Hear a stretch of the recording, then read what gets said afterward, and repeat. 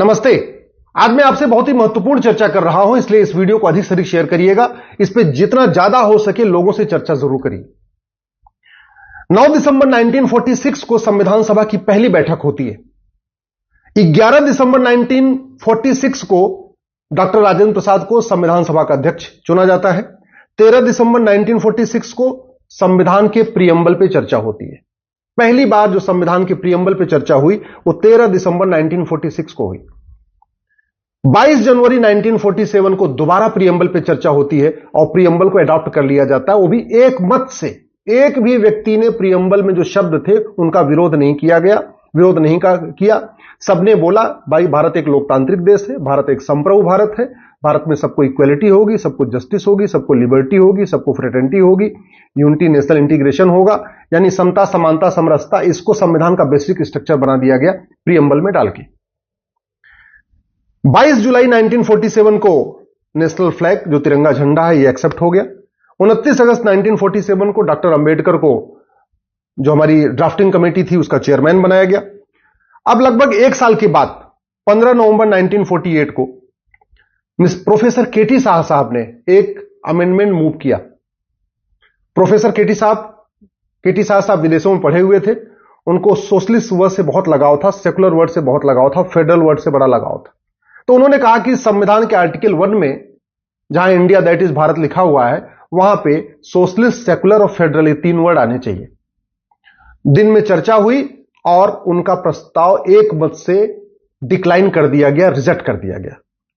3 दिसंबर 1948 को प्रोफेसर केटी शाह साहब ने दोबारा एक प्रस्ताव पेश किया कि संविधान के आर्टिकल 18 में सेकुलर शब्द जोड़ दिया जाए। दिन में चर्चा हुई और एक मत से संविधान सभा ने उनके उस प्रस्ताव को भी रिजेक्ट कर दिया। 6 दिसंबर 1948 को फिर चर्चा हुई कि क्या सेकुलर आना चाहिए कि नहीं आना चाहिए, सोशलिस्ट आना चाहिए कि नहीं आना चाहिए। पंडित लोकनाथ मिश्रा ने बोला ये बहुत स्लिपरी फ्रेज है, अगर हमने सेकुलर डाला हमारे संविधान में हमारी संस्कृति को बर्बाद कर देगा।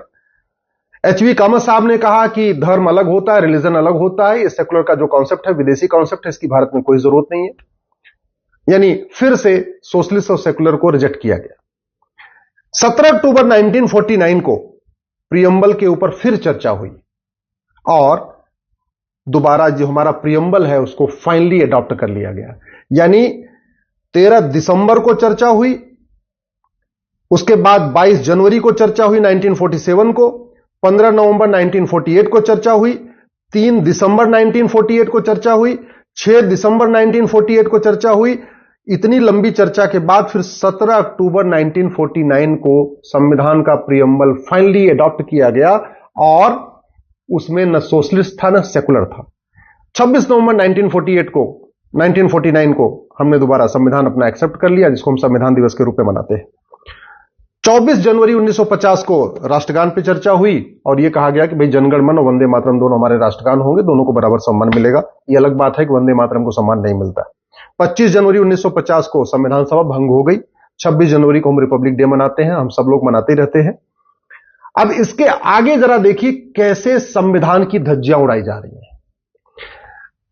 1967 में गोलकनाथ केस में सुप्रीम कोर्ट ने कहा कि जो प्रीएम्बल में जो शब्द लिखे हुए हैं ये बेसिक स्ट्रक्चर है और कोई भी सरकार और पार्लियामेंट इस बेसिक स्ट्रक्चर से छेड़छाड़ नहीं कर सकती। इंदिरा जी को बहुत गुस्सा आया, लेकिन उस समय कुछ कर नहीं पाई क्योंकि उस समय कांग्रेस में विभाजन वगैरह हुआ था। 1971 में दोबारा चुनाव होता है, गरीबी हटाओ का नारा देती है इंदिरा जी और उनको 352 सीट मिल जाती है। 1971 में 352 सीट उनको मिलती तो है, लेकिन इंदिरा जी रायबरेली में हार जाती है। ऑफिशियली नहीं हारती हैं, बाद में उनको जिता दिया जाता है। और वो जो धांधली होती है 1971 में रायबरेली के लोकसभा क्षेत्र में, उसको राजनारायण जी हाईकोर्ट में चैलेंज करते हैं। हाईकोर्ट में वो मुकदमा चल रहा होता है, इलेक्शन पिटीशन फाइल करते हैं। इस बीच में न्यायपालिका और विधायिका के बीच में, कार्यपालिका बीच में टकराहट शुरू हो जाती है। 1971 में जैसे इंदिरा जी को 352 सीट मिलती है, वैसे वो सुप्रीम कोर्ट का जो गोलकनाथ केस था उसका जो फैसला पलटने के लिए 24वां संविधान संशोधन पेश कर देती हैं और कहती है नहीं, हमें अधिकार है, हम संविधान में जहां मन करे वहां बदलाव करें।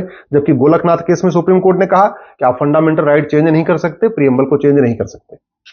उसके बाद 1973 में बहुत फेमस एक जजमेंट आता है, इसको केशवानंद भारती केस कहते हैं। 1973 में सुप्रीम कोर्ट में टोटल 13 जज हुआ करते थे। उस समय टोटल जो स्ट्रेंथ थी सुप्रीम कोर्ट की 13 जजों की थी, और केशवानंद भारती केस को पूरे के 13 जजों ने एक साथ सुनवाई किया। यानी उस समय जब केशवानंद भारती चल रहा था तो कोई भी जज बाहर नहीं था, 13 के 13 जज केशवानंद भारती केस को सुन रहे थे। फैसला आया 7-6 से। 7 जजों ने कहा कि सरकार या संसद कॉन्स्टिट्यूशन के बेसिक स्ट्रक्चर को नहीं बदल सकती, और बेसिक स्ट्रक्चर का मतलब प्रीएम्बल। 6 जजों ने कहा कि नहीं, सरकार चाहे, संसद चाहे तो बेसिक स्ट्रक्चर को बदल सकती है, यानी फंडामेंटल राइट को बदल सकती है, प्रीएम्बल को बदल सकती है। लेकिन माइनॉरिटी था जो कह रहे थे बदल सकते हैं, मेजॉरिटी कह रहे थे कि नहीं बदल सकते। इंदिरा जी ने उसी गुस्से में जो माइनॉरिटी का जजमेंट दिया था मिस्टर एएन रे ने, उनको चीफ जस्टिस बना दिया। उनके सीनियर 3 जजों को ओवर रूल किया, उनसे ऊपर 3 और सीनियर जज थे जिनको चीफ जस्टिस बनना चाहिए था, उनको नहीं बनाया। क्यों? क्योंकि उन्होंने सरकार के खिलाफ फैसला दिया था। हां, जस्टिस एएन रे साहब को चीफ जस्टिस बना दिया। क्यों? क्योंकि उन्होंने सरकार के पक्ष में फैसला दिया था। 12 जून को 12 जून को फैसला आता है इलाहाबाद हाईकोर्ट का, और इलाहाबाद हाईकोर्ट ने फैसला दे दिया जस्टिस जगमोहन सिन्हा साहब ने, ये जो रायबरेली में जो चुनाव हुआ है ये अवैध है, और इंदिरा गांधी की लोकसभा की सदस्यता को खत्म कर दिया। और इलाहाबाद हाईकोर्ट में जस्टिस सिन्हा साहब ने यह भी कहा कि अब इंदिरा गांधी अगले 5 साल तक चुनाव भी नहीं लड़ सकती। उस फैसले को चैलेंज किया सुप्रीम कोर्ट में। 24 जून को सुप्रीम कोर्ट में थोड़ी सी रोक तो लगाई, लेकिन हाईकोर्ट का पूरा नहीं फैसला पलटा। उससे गुस्से में आके अगले ही दिन 25 जून को इंदिरा गांधी ने इमरजेंसी घोषित करवा दिया। आप जरा ध्यान से, डेट में आपको इसलिए बता रहा हूं आपको पूरी बैकग्राउंड पता हो जाए। 25 जून 1975 को इमरजेंसी घोषित हो जाती है। 18 मार्च 76 को लोकसभा का टेन्योर खत्म हो जाता है, क्योंकि चुनाव 71 में हुआ था, लोकसभा चुनाव 5 साल के लिए होता है, तो मार्च 76 में लोकसभा का टेन्योर भी खत्म हो जाता है। एक एडीएम जबलपुर केस आता है। एडीएम जबलपुर केस में 4 जज कहते हैं कि सरकार चाहे तो फंडामेंटल राइट को भी खत्म कर सकती है, उसको बदल सकती है। उसमें एक जज थे जस्टिस एचआर खन्ना साहब, उन्होंने बोला नहीं, सरकार यह काम नहीं कर सकती है।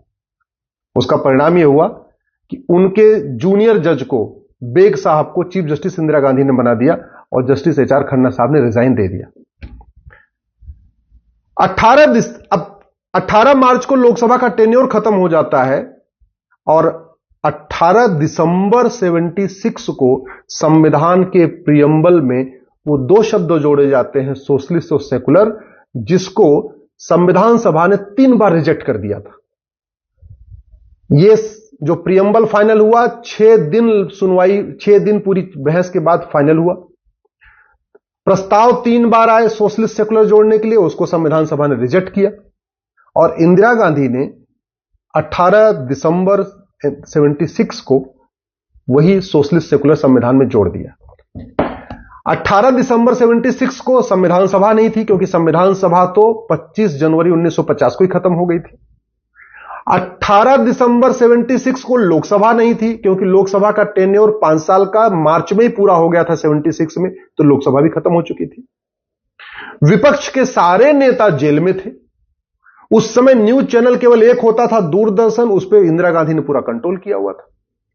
जो अखबार उनके खिलाफ लिख रहे थे, इस इमरजेंसी के खिलाफ, उनका बिजली पानी का कनेक्शन काट दिया गया था। तो जितने अखबार इंदिरा सरकार के जो ये तानाशाही रवैये के खिलाफ कुछ लिखते थे, उनका बिजली पानी का कनेक्शन ही काट दिया जाता था।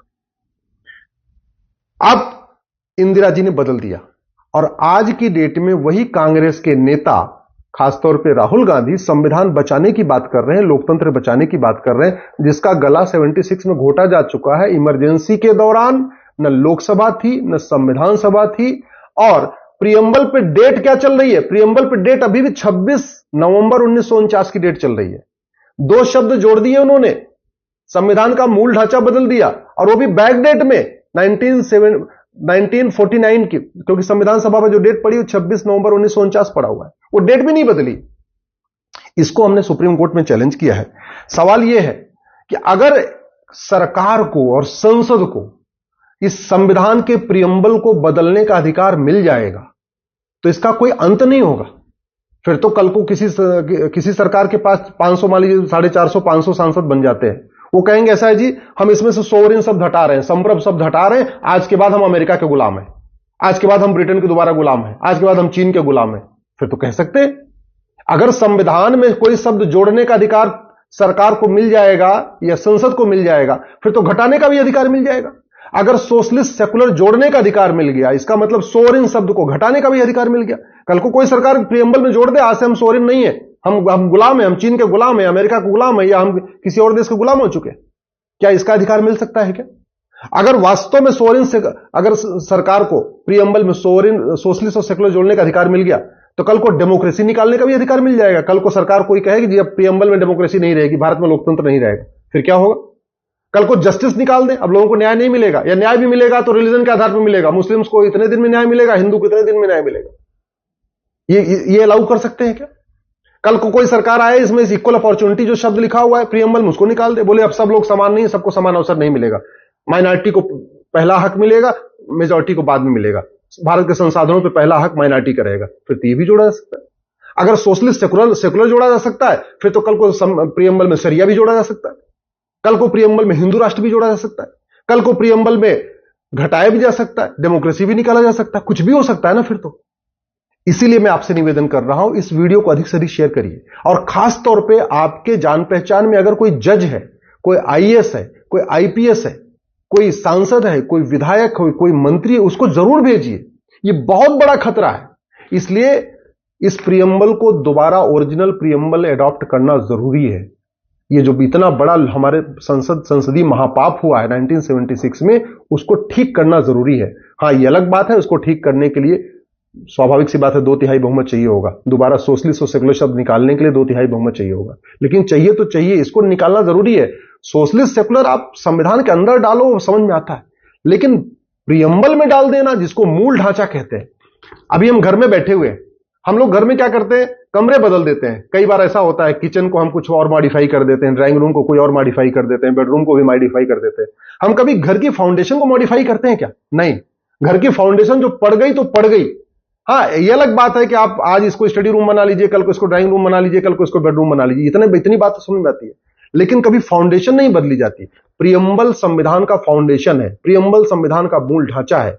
गोलकनाथ केस में भी कहा गया था मूल ढांचा नहीं बदला जाएगा, केशवानंद भारती केस में कहा गया था मूल ढांचा नहीं बदला जाएगा, लेकिन कांग्रेस ने इमरजेंसी के दौरान मूल ढांचा बदला, जब न लोकसभा थी न संविधान सभा थी, सारे नेता जेल में थे, इलेक्ट्रॉनिक मीडिया में एक दूरदर्शन था वो कंप्लीट बैन था, प्रिंट मीडिया में बिजली पानी का कनेक्शन कटा हुआ था। इस महापाप को ठीक करना जरूरी है, इसलिए मैं आपसे निवेदन करता हूं, इस वीडियो को अधिक से अधिक शेयर करिएगा, सबको जरूर शेयर करिएगा। जय